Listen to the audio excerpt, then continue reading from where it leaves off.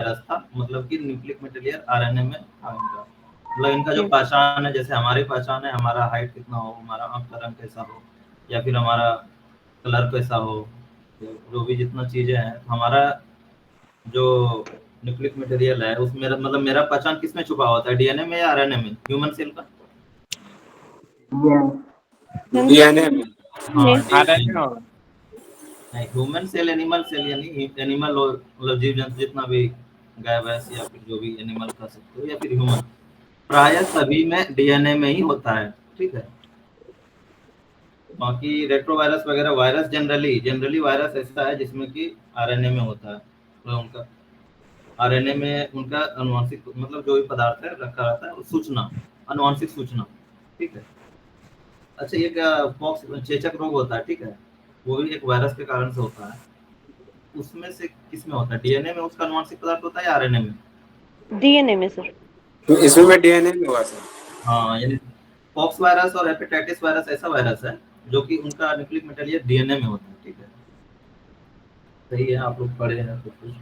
अच्छा, ये बताओ, एंटीबायोटिक जो है, जो दवाई मिलता है, मुझे मान लिया जाए इन्फ्लुएंजा हो गया, तो क्या काम करेगा, वो ठीक कर देगा? नहीं करेगा सर वो।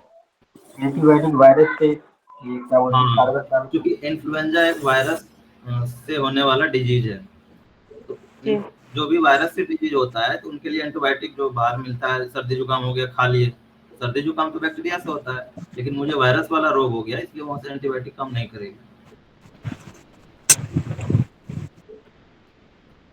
तो आज हम लोग कल ऐसे सेल का देखे थे, सेल में पढ़ा था कि सेल एक फंक्शनल यूनिट है टाइप का, मतलब स्ट्रक्चर है फंक्शनल यूनिट, मतलब वो हमारा क्रियात्मक इकाई है। कोई भी काम हमारे शरीर में होता है तो वो कोशिका से ही होती है। कोशिका मिलकर ऊतक बनाते हैं, ऊतक मिलकर अंग बनाता है, अंग मिलकर अंग तंत्र बनाता है, अंग तंत्र हमारा फंक्शन काम करता है हमारा शरीर, ठीक है। तो इस तरह वो कोशिका जो है शरीर का, जीवन का ये संरचनात्मक और क्रियात्मक इकाई है। तो है पूरी इसको हम लोग देखते हैं। बाकी आप लोग को बताए थे कि हम लोग आज पढ़ेंगे, मतलब सेल के बारे में पढ़ेंगे। पहले बाहर से अंदर जाएंगे, पहले सेल वॉल होता है ना बाहर में, प्लांट सेल में देखोगे तो, या फिर ह्यूमन सेल में होता है प्लाज्मा मेम्ब्रेन, ठीक है। एंट्री जब सेल में एंट्री करोगे, तो जब प्लांट सेल में एंट्री करने जाओगे तो तुमको सबसे पहले मिलेगा सेल वॉल। उसके बाद सेल वॉल के बाद उसमें भी एक मेम्ब्रेन होता है, प्लाज्मा मेम्ब्रेन। उसके बाद फिर उसमें कोशिका द्रव्य होता है, मतलब कोशिका में जो बहुत सारे द्रव है जिसको साइटोप्लाज्म बोलते हैं। साइटोप्लाज्म में बहुत सारे मतलब बहुत सारा अंग, मतलब उसका बहुत सारा क्या बोलते हैं ऑर्गेन्स है उसमें, जैसे माइटोकॉन्ड्रिया हो या फिर राइबोसोम हो, गोल्जी बॉडी हो, ये सब बिखरा हुआ रहता है एंडोप्लाज्मिक रेटिकुलम में। उसके बाद कोशिका के मेनली सेंटर में फिर मतलब दोहरे झिल्ली से घिरा हुआ रहता है जनरली, सेंट्रल में फिर केंद्रक होता है, केंद्रक के अंदर फिर हिस्टोन प्रोटीन वगैरह होता है, उसी में हमारा अनुवांशिक सूचना रहता है, और वही डायरेक्शन देता है कोशिका को कि ये करना है, ये करना है, इतना ऊर्जा बनाना है, इतना नहीं बनाना है, क्या करना है, सारा केंद्रक उनका मतलब एक तरह से उनको डिक्टेट करता है। तो आज हम लोग सेल वॉल पढ़ेंगे, मतलब बाहर से अंदर जा रहे हैं, ठीक है। उसके बाद हम लोग फिर प्लाज्मा मेम्ब्रेन पढ़ेंगे, तो प्लाज्मा मेम्ब्रेन प्लांट सेल में भी होगा, एनिमल सेल में भी होगा। उसके बाद फिर अंदर धीरे धीरे बढ़ेंगे। तो हम थोड़ा सा आज हो गया, नहीं तो फिर थोड़ा फिगर वगैरह भी देखते। तो आप बता सकते हो सेल वॉल जो है दोनों में होता है, जंतु में, पादप में, या ओनली पादप में? ओनली प्लांट दोनों में होता है कोशिका में। सर। दोनों में ना होगा सर। मतलब सेल वॉल मतलब कोशिका भित्ति, सॉरी, कोशिका भित्ति जो है दोनों में होगा, या ओनली पादप में होता है, या ओनली जंतु में होता है? ओनली पादप में होता है। हाँ, पादप में कोशिका भी। ओनली पादप सेल में होता है, प्लांट सेल जिसको बोलते हैं, ओनली जी प्लांट सर। सेल में ही सेल वॉल पाया जाता है, ठीक है। तो सेल वॉल का क्या है, सेल वॉल का थोड़ा सा फंक्शन देख लें। बाकी आप सोचते होंगे कोशिका के बारे में बताए नहीं सर, कोशिका खोज कब हुआ, ये हुआ, क्योंकि बहुत सारी चीजें हैं कि केंद्रक वगैरह पढ़ेंगे, या फिर उनका राइबोसोम पढ़ेंगे, उसका सिद्धांत पढ़ेंगे। बाकी जब पढ़ लेंगे ना, तो बाकी हम कुछ थ्योरी आपको लिखाएंगे जो बहुत सारे जितना भी एग्जाम में आया हुआ है कि किसका खोज कब किसने किया। इस बार भी 69 का पेपर देखे होंगे, उसमें शायद या 68 में एक कोशिका थ्योरी पूछा था कि किसने खोज किया था, लियोनहॉफ, सॉरी स्लाइडेनफॉर्ड, कुछ इस तरह था ना। सर सेल थ्योरी पूछा था फैक्ट जो है ना पीडीएफ में लिख देंगे, ठीक है, उतना रटना थोड़ा सा देख लीजिएगा। हम मेनली हम कोशिश करेंगे कि आपको जितना से ज्यादा समझा सके। फैक्ट वगैरह तो पीडीएफ में मिल जाएगा या फिर आपको हम उसको भी बताएंगे। बाकी हम सोच रहे थे कि सारा चीज पढ़ लें कोशिका के बारे में, जितना भी चीजें हैं, उसके बाद उनके रिलेटेड जितना फैक्ट होगा मतलब पीटी रिव्यू से वो चीज हम लोग बाद में एक जगह कलेक्ट कर लेंगे, ठीक है। आज सेल वॉल देखते हैं, सेल वॉल के बाद हम लोग प्लाज्मा मेम्ब्रेन देखेंगे, फिर साइटोप्लाज्म में घुस जाएंगे।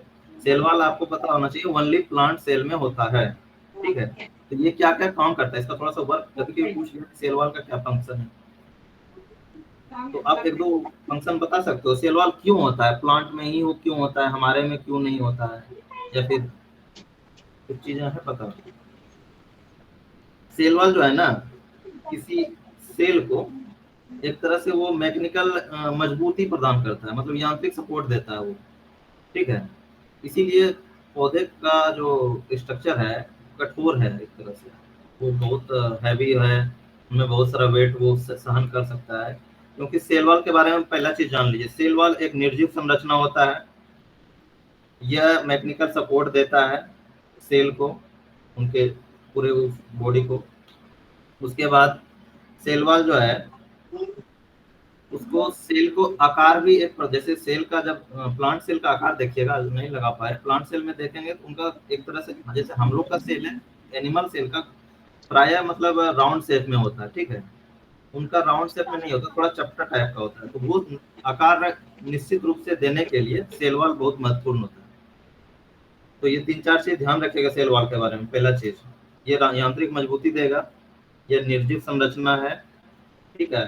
यह पौधों में एक तरह से निश्चित डेफिनेट शेप देने का प्रदान करता है, और ये एक तरह से दृढ़ता भी देता है, मतलब कोई चीज दृढ़ रहे। जैसे दृढ़ क्या है, मतलब यदि वो डिफॉर्म हो भी गया किसी फोर्स, एक्सटर्नल फोर्स से, तो फिर वो अपने रिस्टोर कर लेगा ओरिजिनल पोजीशन को, एक तरह से वो दृढ़ है। तो 4 चीज हम लोग अभी देख लिए। बाकी सेल वॉल के बारे में एक चीज और याद रखिएगा, ये पूर्ण पारगामी होता है, मतलब ये इनके थ्रू जल हो गया, खनिज लवण हो गया या वायु हो गया, फ्रीली रूप से जा सकता है और बाहर भी निकल सकता है।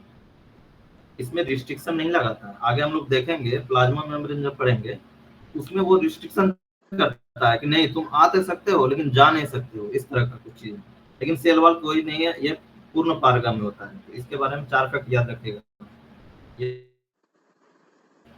यह निर्जीव संरचना होता है, यह डेफिनेट शेप देने में मतलब महत्वपूर्ण सहायता करता है, और यह दृढ़ होता है, एक तरह से पौधों को दृढ़ता प्रदान करता है।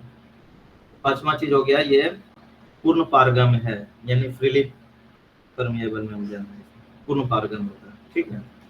ऐसे आप जानते होंगे कुछ पीटी फैक्ट व्यू से, हम लोग का जो प्लांट का जो सेल वॉल है किससे बना होता है, याद है किसी को?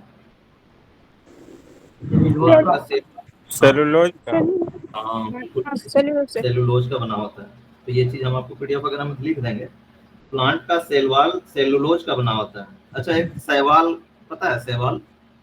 Yes sir. जी सर। शैवाल में भी एक हम तो पता है अभी आपको, वनली पादप में सेल वॉल होता है। आप जैसे हम तो सिर्फ 2 ही चीज ने बताया डेफिनेशन की, हाँ जंतु में है या पादप में, तो आपने बताया जंतु में नहीं होता पादप, लेकिन कुछ चीजें और हैं जिसमें कि सेल वॉल पाया जाता है। जैसे कवक, आप जानते हो, सॉरी हाँ कवक बोला, या फिर जीवाणु हुआ, जीवाणु है ना, बैक्टीरिया है, बैक्टीरिया में भी सेल वॉल पाया जाता है। कवक जिसको फंगी बोलते हैं, उसमें भी सेल वॉल पाया जाता है। शैवाल है ना, ग्रीन शैवाल, और भी सारा, तो उसके बारे में भी देखेंगे। शैवाल में भी कवक मतलब सेल वॉल पाया जाता है। ये 4 चीजों में सेल वॉल उपस्थित होता है। आपको ये बताना है, आपने पादप के बारे में बताया सेलुलोज का बना होता है, शैवाल का जो है किसका बना होता है सेल वॉल, किस मटेरियल का? ऑप्शन दो, काइटिन का या पेप्टिडोग्लाइकेन का? काइटिन का ही होता। नहीं, शैवाल का जो है ना, शैवाल का सेलुलोज का ही बना होता है, ठीक है। शैवाल का सेलुलोज का ही बना होता है। कवक के बारे में पढ़े होंगे, कवक की कोशिका भित्ति किसकी बनी होती है? ये काइटिन होता सर। हाँ, ये काइटिन की। और जीवाणु में भी चूंकि सेल वॉल होता है, इसीलिए जीवाणु का सेल वॉल लिख लीजिएगा। जीवाणु का जो सेल मतलब इसका ये बना होता है सेल वॉल, ये पेप्टिडोग्लाइकेन का बना होता है, ठीक है। पेप्टिडोग्लाइकेन का दूसरा नाम है म्यूरामिक एसिड, तो ध्यान रखिएगा, कभी पूछ दें। कबक के बारे में तो पूछा है कहीं, हम देखें बहुत सारा। शैवाल के बारे में भी है। बाकी जीवाणु का जो उनका सेल वॉल है वो पेप्टिडोग्लाइकेन का बना होता है। एक चीज आप ध्यान रखें अपने डेली लाइफ में, सेलुलोज का एक अच्छा आपको देखना हो, मतलब प्योरेस्ट फॉर्म क्या है। तो कॉटन है ना, प्योर कॉटन जो है, जो जस्ट कपास के बाद से हुआ, वो कॉटन प्योरेस्ट फॉर्म है सेलुलोज का। ओनली वो सेलुलोज 100% उसमें सेलुलोज ही होता है। सेलुलोज भी एक तरह से जैविक पदार्थ ही है, ठीक है। कॉटन में पाया जाता है। पेपर वगैरह भी, जितना भी मटेरियल है लकड़ी से बनाने वाला, ये हम लोग का फर्नीचर वगैरह, सारे में सेलुलोज है। तो जीवाणु की कोशिका भित्ति पेप्टिडोग्लाइकेन की बनी होती है। कवक की कोशिका भित्ति कैटिन की बनी होती है। शैवाल की कोशिका भित्ति सेलुलोज की बनी होती है, ठीक है। कोशिका भित्ति खत्म हो गया, ज्यादा फैक्ट इसमें जानना नहीं है। उसके अलावा हम लोग अब देखेंगे प्लाज्मा मेम्ब्रेन। जब कोशिका मतलब प्लांट सेल में जब घुसेंगे तो पहले सेल वॉल आ गया, उसके बाद आता है प्लाज्मा मेम्ब्रेन। ये पतला सा झिल्ली होता है, ठीक है।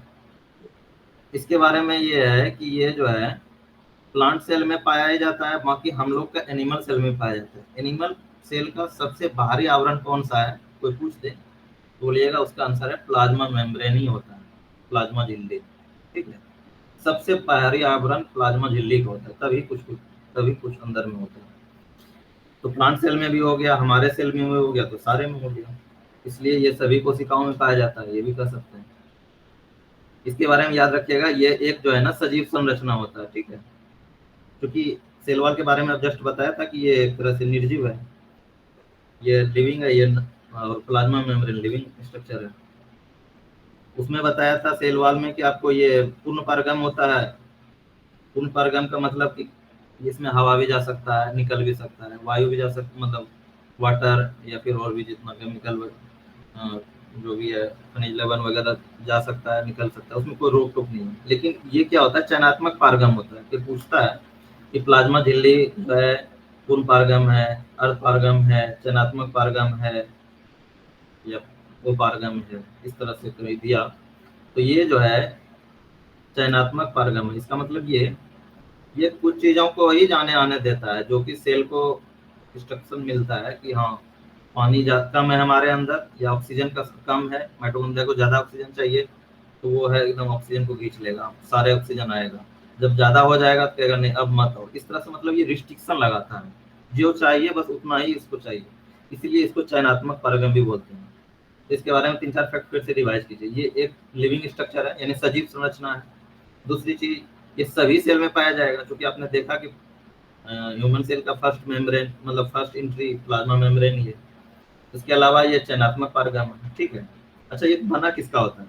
इस तरह बताया कि प्लांट का जो सेल वाला है ये सेलुलोज का होता है। लिपिड और प्रोटीन का बना होता है ये। लिपिड और प्रोटीन, हाँ ठीक बताया। लिपिड मतलब फैट, ठीक है। लिपिड मतलब फैट हो गया, वसा और प्रोटीन का ही होता है। उसमें से कौन सा लिपिड का होता है? एक है फॉस्फोलिपिड, ठीक है।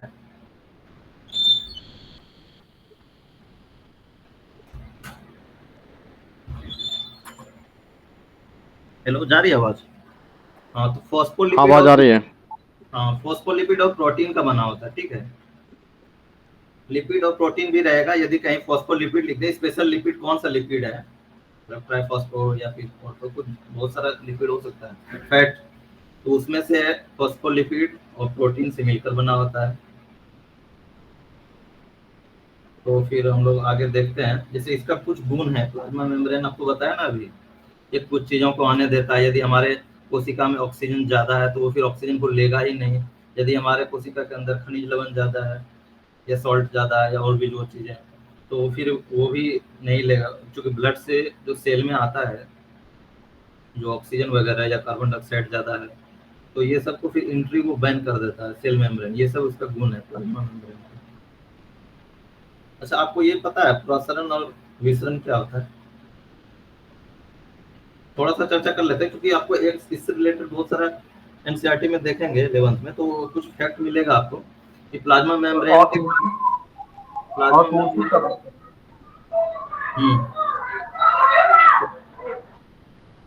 आप ये बताओ प्रासरण और विसरण क्या होता है, कोई जानते हो? तो प्राशन का एग्जांपल पता है, जैसे जस्ट लाइक चना, चना को हम पानी में डालते हैं तो वो फूल जाता है, तो वो ऑस्मोसिस का एग्जांपल है। ऑस्मोसिस वही।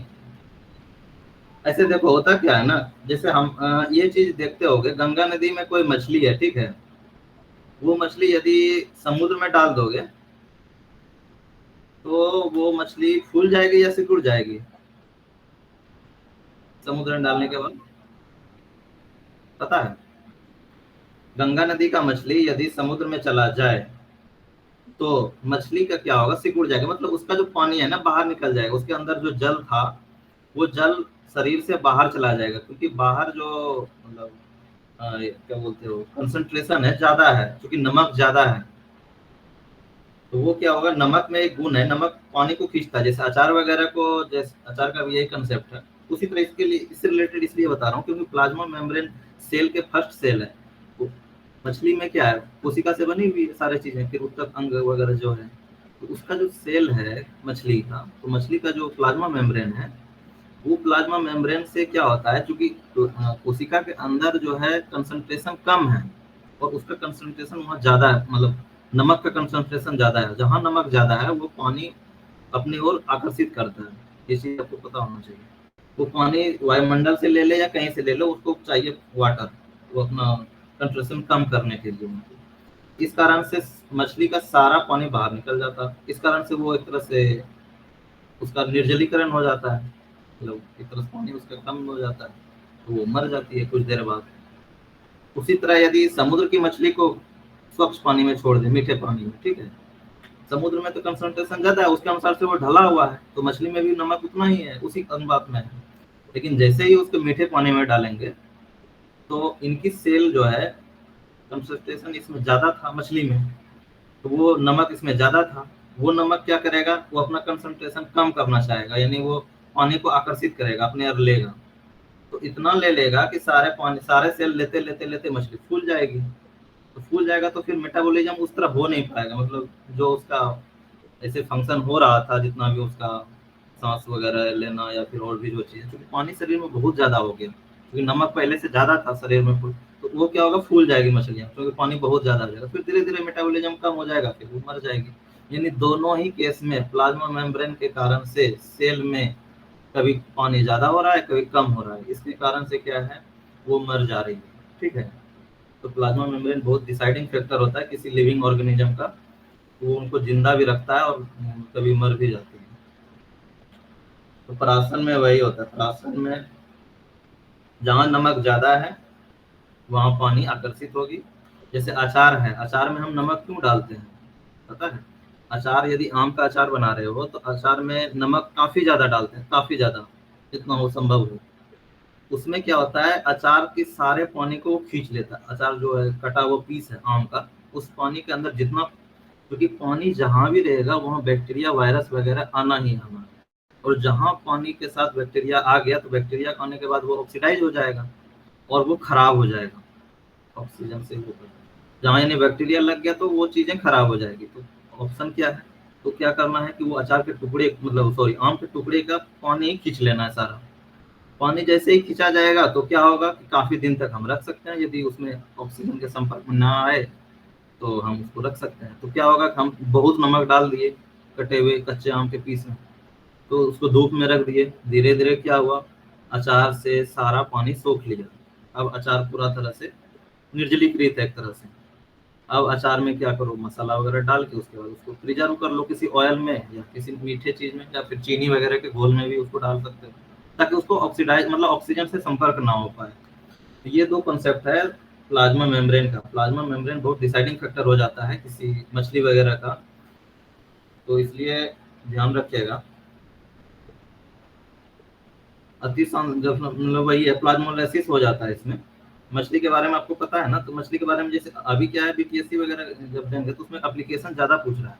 अब ये पूछ दिया कि जैसे अभी बताया मैंने कि क्या बोलते हैं, समुद्र की मछलियाँ यदि स्वच्छ पानी में आ जाए, मीठे पानी में डाल दिया जाए, तो उसपे क्या होगा? वो पानी, मछलियाँ फूल जाएगी या मछलियों का वेट कम हो जाएगा, यानी उससे पानी बाहर आ जाएगा, निर्जीवित हो जाएगा, या कोई प्रभाव नहीं पड़ेगा या जीवित रहेगा। तो क्या आप क्या बता सकते हो? बताओ क्या सोचते सिकुड़ मछली सिकुड़ जाएगी। हो? क्यों सिकुड़ेगा? कोई कारण बता सकते हो? इसलिए कि सर मछलियों का जो शरीर होता है वो, हाँ। उसमें जो है समुद्र के पानी, खारे पानी के लिए या इसके लिए जो है वो बनी होती है। वो जो है उसमें जो हवा होती है, वो हुँ, खुली हुई हवा को जो है लेने के लिए सक्षम होती है। जैसे ही साफ ये पानी में जब डाला जाता है हुँ, तो वो जो है उसको एक्सेप्ट नहीं कर, अचानक से इतना ज्यादा वो एक्सेप्ट नहीं कर पाएंगे। बाहर का प्रेशर ज्यादा हो जाएगा, अंदर का प्रेशर कम हो जाएगा, तो हुँ। सिकुड़ जाएंगे। ये चक्कर होगा। हाँ, जैसे कि मतलब वो उसका जैसे कि कंसंट्रेशन जो इम्बैलेंस हो जाएगा, यही ना जैसे समझ? कि हाँ जैसे कि एक प्रेशर कुकर होता है ना सर, बहुत ज्यादा हुँ, गर्म हो जाता है, हुँ, अचानक उसको ठंडे पानी में डाल दिए तो ब्रस्ट कर जाता है। बिल्कुल वही हाल होगा।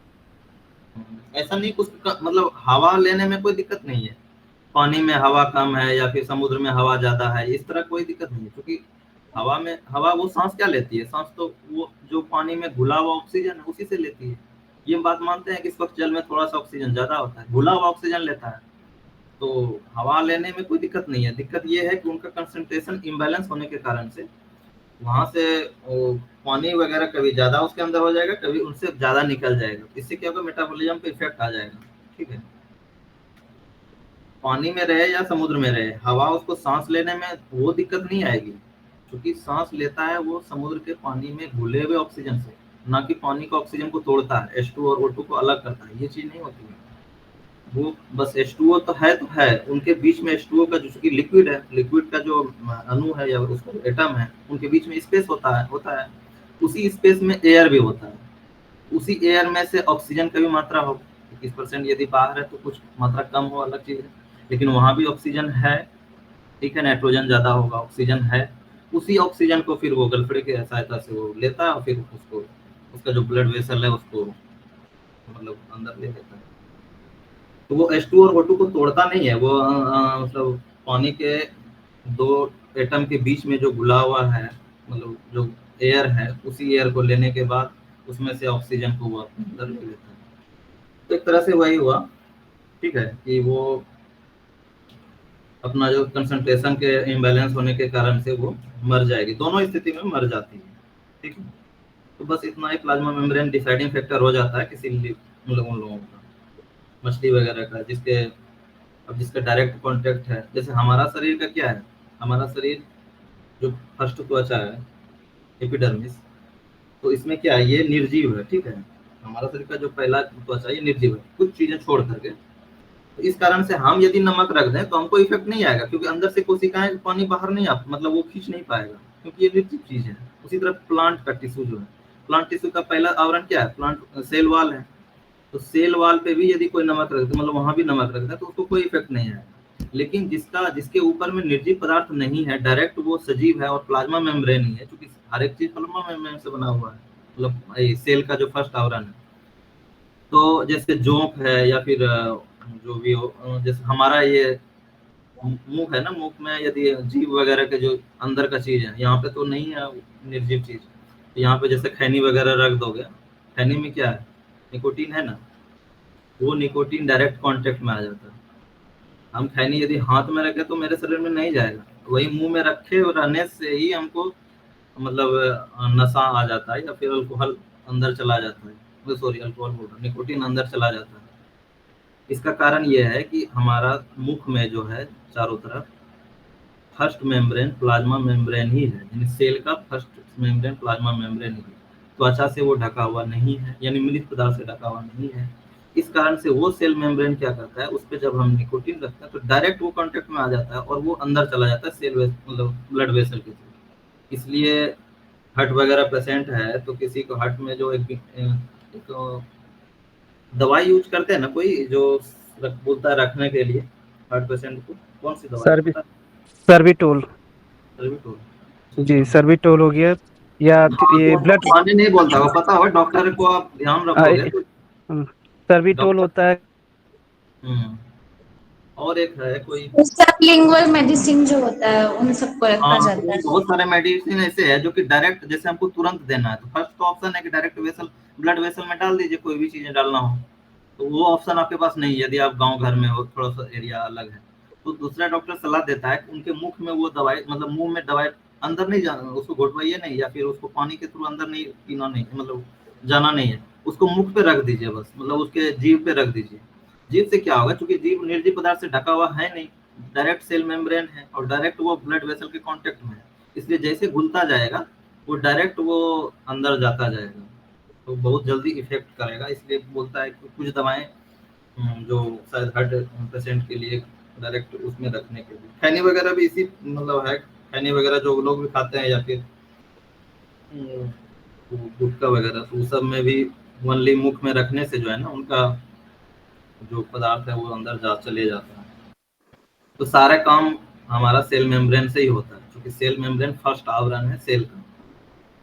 ठीक है, अब हम लोग एंट्री करेंगे थर्ड सेकंड वाले में। ठीक है, थर्ड वाले में हम लोग क्या देखे, सेकंड में क्या देखे थे, मतलब बीच वाला आवरण, पहले बाह्य आवरण हम लोग देख लिए, अब कोशिका द्रव में घुसेंगे, जिसको इंग्लिश में साइटोप्लाज्म बोलते हैं। ठीक है, साइटोप्लाज्म में एक लिक्विड मतलब है, कोशिका के अंदर बहुत सारा लिक्विड मटेरियल, उसी में बहुत सारा ऑर्गन है, ऑर्गन नहीं करें ऑर्गेनेल्स बोल सकते हैं, मतलब कोशिका का अंग, कोशिकांग, सेल ऑर्गेनेल्स। ठीक है, उसमें से अब कैसे पढ़ेंगे उसको हम देखते हैं, पहले दोहरी झिल्ली वाला कौन कौन सा है, उसके बाद कौन कौन एक एक झिल्ली वाला है, यानी उसमें भी जो बना हुआ अंग है यानी ऑर्गन्स है, कौन कौन दोहरी झिल्ली से गिरा हुआ है।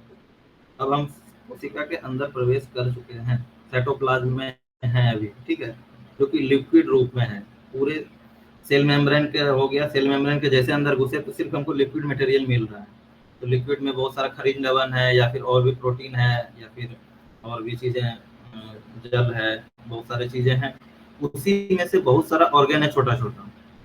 तो कौन कौन सा, जैसे आपको बताते हैं माइटोकॉन्ड्रिया देखेंगे उसी में तैरता रहता है, प्लाज्मिक मतलब जैसे प्लांट सेल में देखेंगे तो प्लास्टिक उसमें रहता है, एनिमल में तो नहीं रहता। उस तरह एंडोप्लाज्मिक रेटिकुलम देखेंगे, गोल्जी बॉडी देखेंगे, लाइसोसोम देखेंगे, राइबोसोम देखेंगे, सेंट्रोसोम, ये सब उसके अंदर बिखरा हुआ रहता है इस लिक्विड में। तो हम भी इसको सिस्टमेटिक कर लेते हैं थोड़ा, क्योंकि पहले हम लोग देखेंगे उसी में ऑर्गन जो है ना दोहरी झिल्ली से अंदर से रहता है, तब उसके अंदर मटेरियल होता है, दोहरी झिल्ली से गिरा हुआ वो ऐसा ऑर्गन्स है जैसे माइटोकॉन्ड्रिया, एंडोप्लाज्मिक रेटिकुलम हो गया या लाइसोसोम हो गया, ये सब सिंगल झिल्ली से घिरा हुआ रहता है, मतलब मेम्ब्रेन से।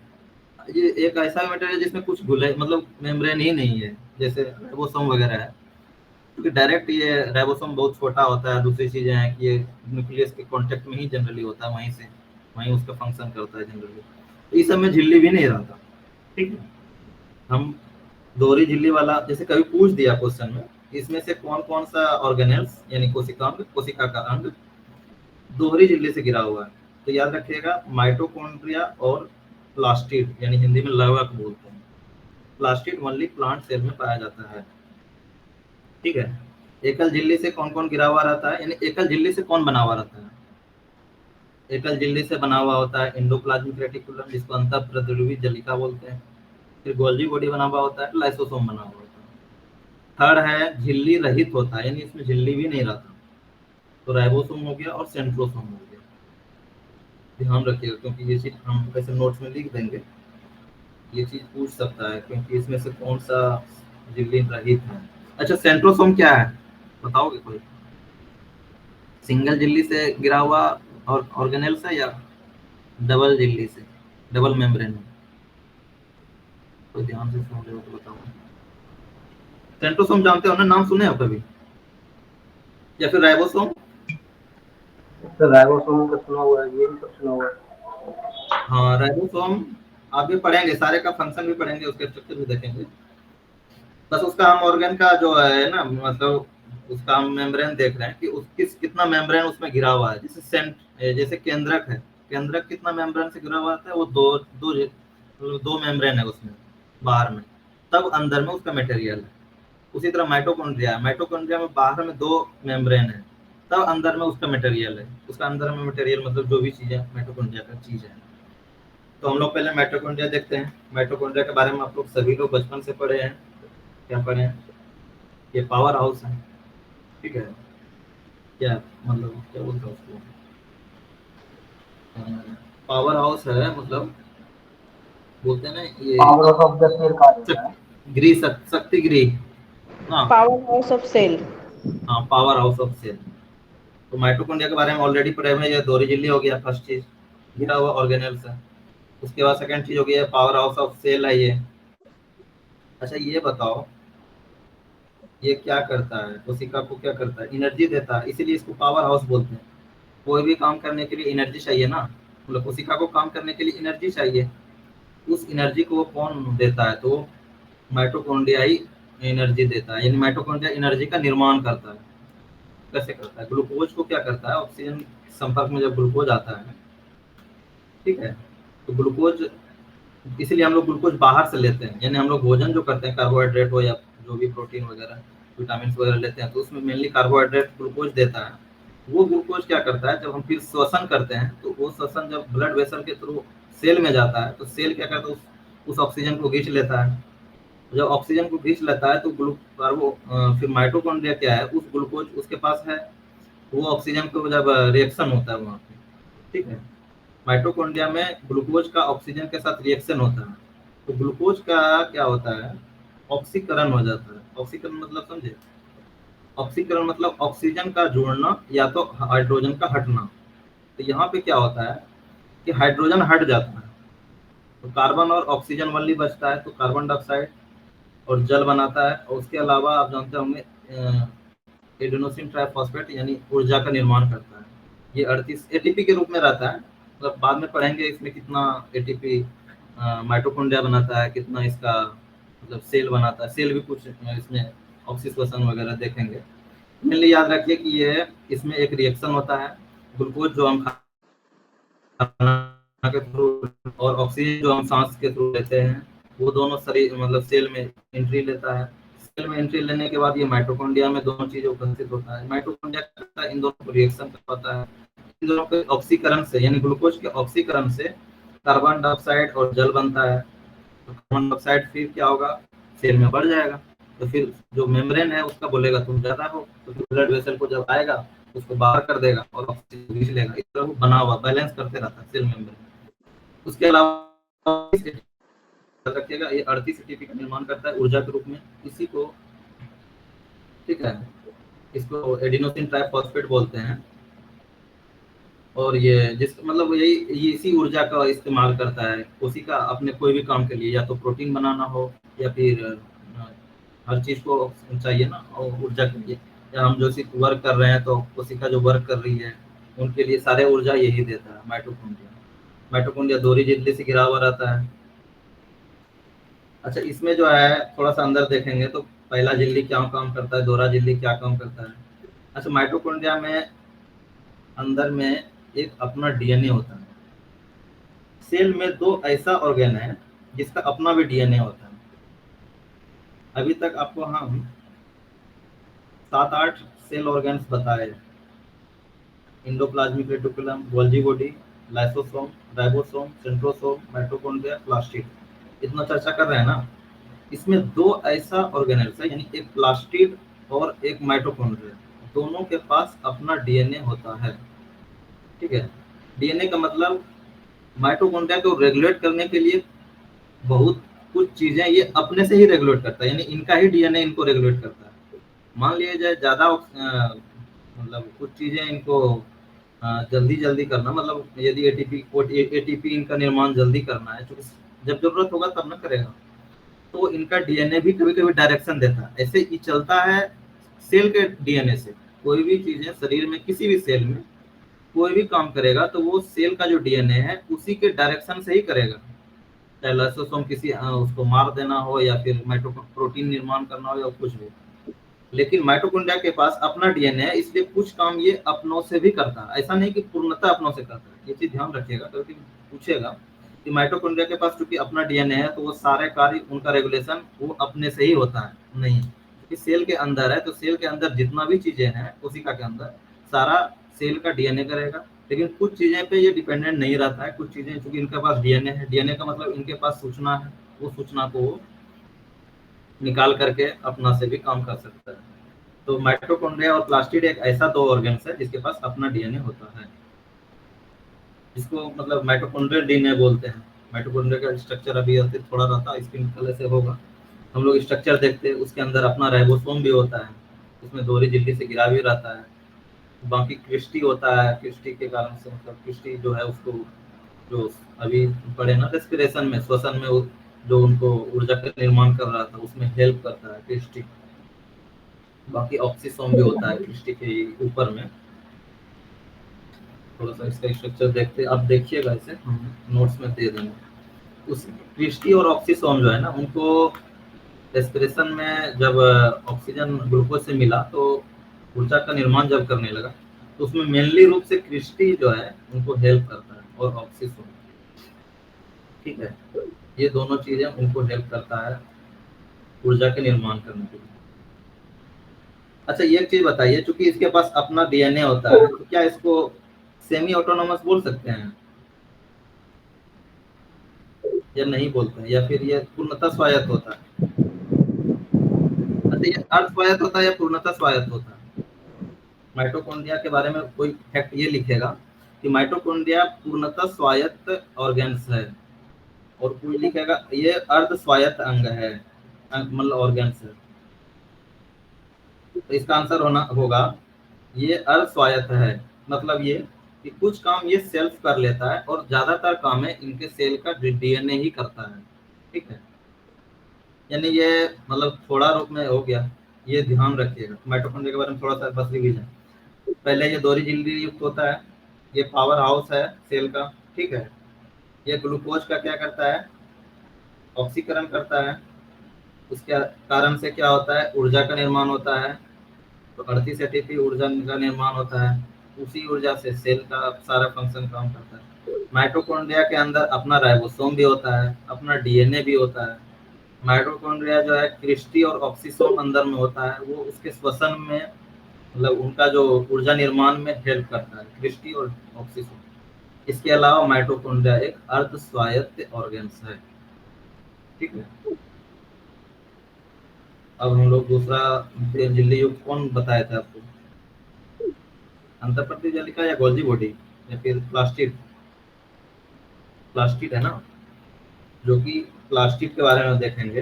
प्लास्टिड भी एक दोहरी झिल्ली युक्त ऑर्गन्स है, ठीक है।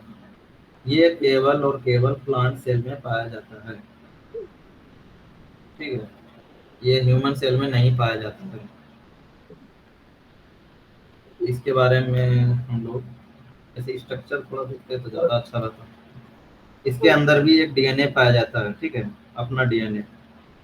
जिसके पास अपना डीएनए तो कुछ काम वो अपने से भी करेगा, इसलिए इसको अर्ध स्वायत्त कोशिकांग कहते हैं, समझे।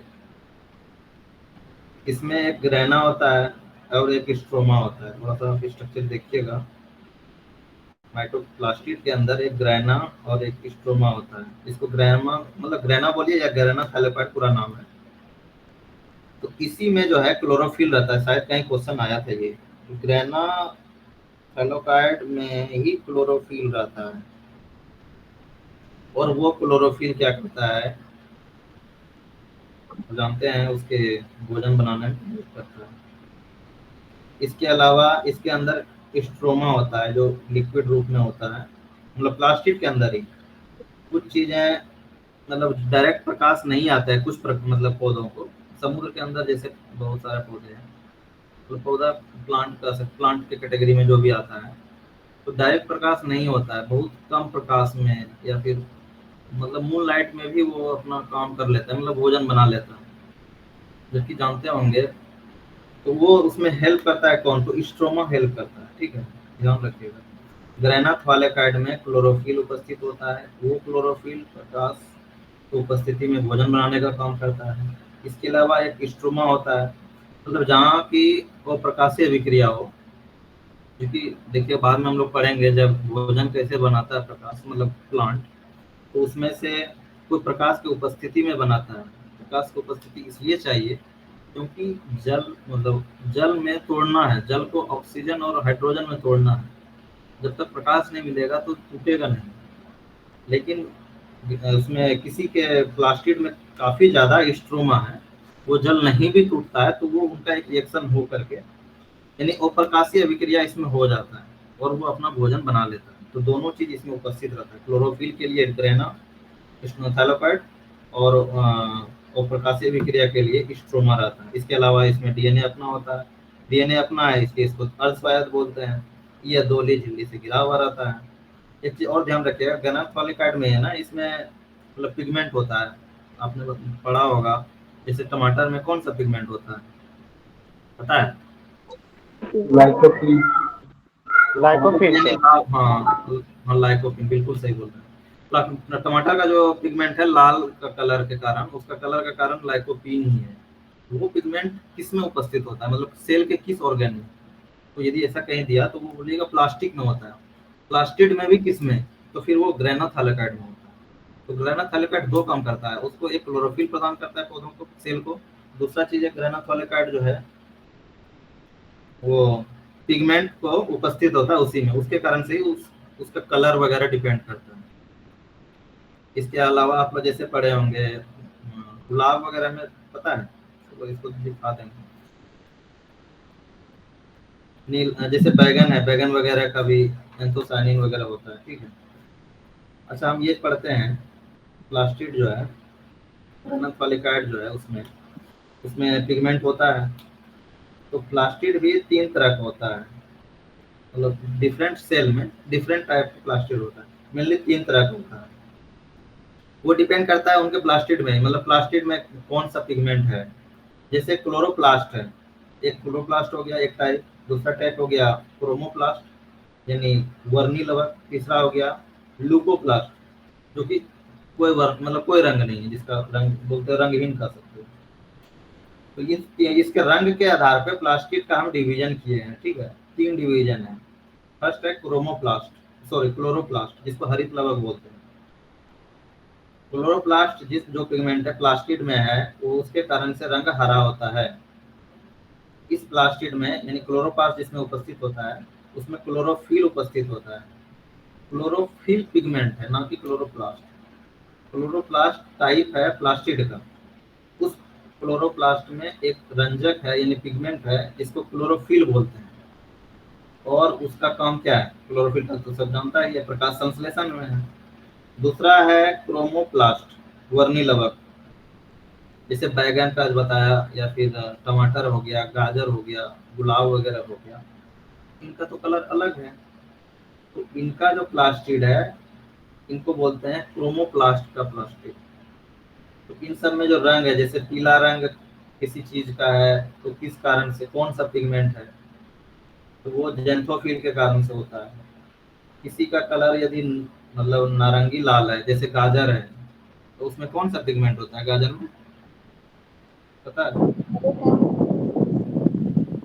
गाजर में कैरोटीन पिगमेंट, ठीक है। यानी क्रोमोप्लास्ट जो भी है जिस सेल में, मतलब प्लास्टिड में, उसमें क्या है, उसको कलर देता है एक तरह से।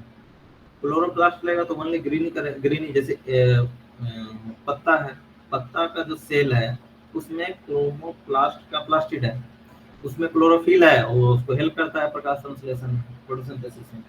दूसरा है कि कुछ चीजें फल वगैरह है या फिर फूल वगैरह है, तो फल और फूल को जो कलर देता है, तो ये कलर क्रोमोप्लास्ट का प्लास्टिड है। तो अलग अलग कलर का कारण अलग अलग पिगमेंट है, वो भी हम लोग देखेंगे, मतलब उसको लिखा देंगे। पीला का कलर का जेंथोफिल, जैसे टमाटर में लाइकोपीन, नारंगी के लिए कैरोटीन, इसी तरह का बहुत सारा पिगमेंट है।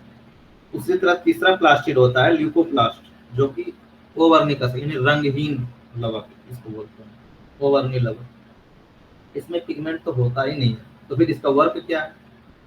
तो इस तरह का प्लास्टिड का वर्क है, भोजन का जो है ना स्टार्च जब ज्यादा हो जाता है, तो स्टार्च वगैरह जैसे पौधा, हमारे शरीर में भोजन का संग्रहण किसके द्वारा होता है, मतलब कौन सा, जैसे ग्लाइकोजन सुने होंगे, ग्लूकोज जो है ग्लाइकोजन में चेंज हो जाता है, ग्लाइकोजन फैट में चेंज हो जाता है। तो जनरली भोजन का संग्रहण ग्लाइकोजन में हुआ, ग्लाइकोजन एक्सेस है हमारे शरीर में तो वो फैट में चेंज हो गया, तो फैट हमारे पेट वगैरह जहाँ भी है सारी जगह है। उसी तरह पौधों में क्या होता है, जब ज़्यादा एक्स्ट्रा भोजन हो जाता है तो उनको वो स्टार के रूप में जमा होता है। उसका संग्रहण जो है ना, उसका जो फंक्शन है, उसको कैसे कितना रखना है, वो ल्यूकोप्लास्ट का ही काम है। ल्यूकोप्लास्ट उनको करता है।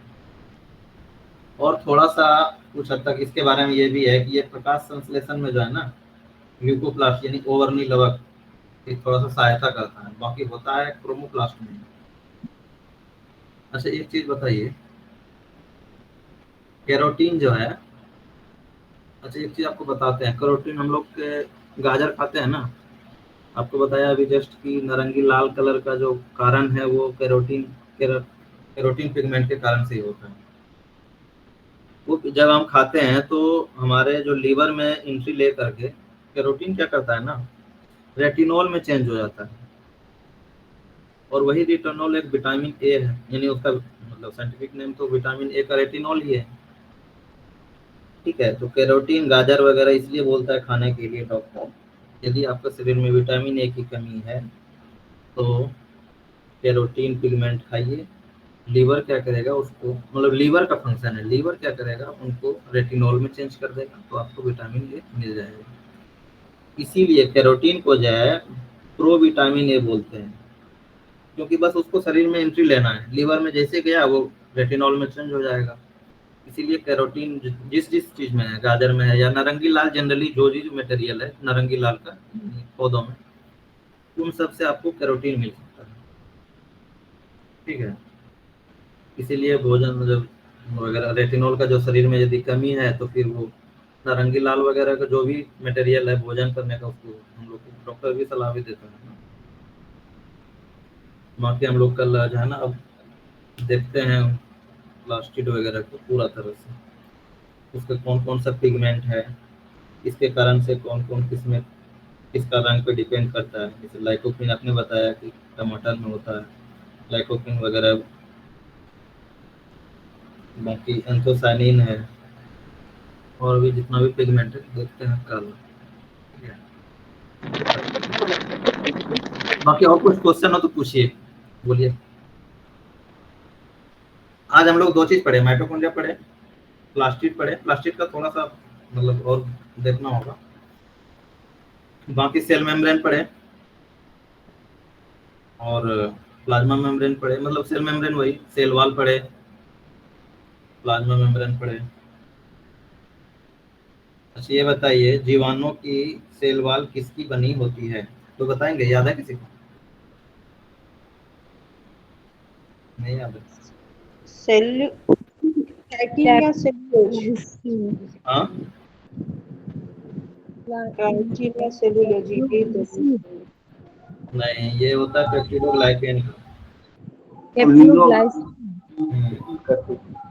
बैक्टीरिया का जो सेल वॉल है ना, वो पेप्टिडोग्लाइकेन का बना होता है। अच्छा हम लोग का जो प्लाज्मा मेम्ब्रेन है, सेल का जो फर्स्ट आवरण है प्लाज्मा मेम्ब्रेन, ये सिलेक्टिव मतलब है या मतलब चयनात्मक पारगम है या अर्धपारगम है या पारगम्य है या अपारगम्य है? अर्धपारगम्य है ना? अर्धपारगम। हाँ, एक चीज ध्यान दीजिएगा, हमारे प्लाज्मा मेम्ब्रेन के बारे में कुछ भी पूछे ना तो दोनों ऑप्शन हो सकता है, यदि ऑप्शन ए से अधिक है तो।